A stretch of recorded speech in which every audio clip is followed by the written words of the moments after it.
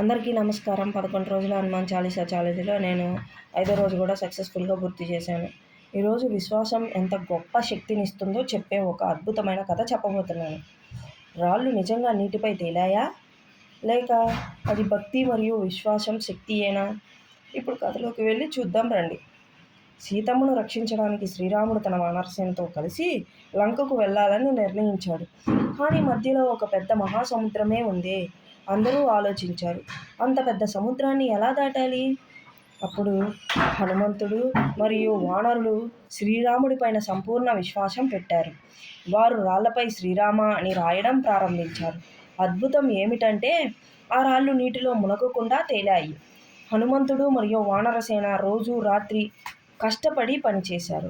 కొంతమంది రాళ్ళు తీసుకొచ్చారు, మరికొందరు వాటిని సముద్రంలో అమర్చారు. ప్రతి అడుగులో కూడా వారికి ఒకే నమ్మకం, శ్రీరాముడు మనతో ఉన్నాడు.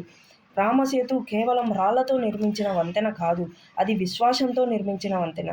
భక్తి, ఐకమత్యత మరియు నమ్మకం ఉంటే అసాధ్యం కూడా సాధ్యమవుతుంది. ఈ కథను మనకి ఏం చెబుతుంది? మనపై మనకు విశ్వాసం ఉండాలి, దేవుని పైన భక్తి ఉండాలి. ఆ రెండూ కలిసి పనిచేస్తే ఏ సమస్య అయినా దాటేయచ్చు. మీకేమనిపిస్తుంది? జీవితంలో విశ్వాసం ఎంత ముఖ్యమైనదని మీరు అనుకుంటున్నారు? కామెంట్స్లో చెప్పండి.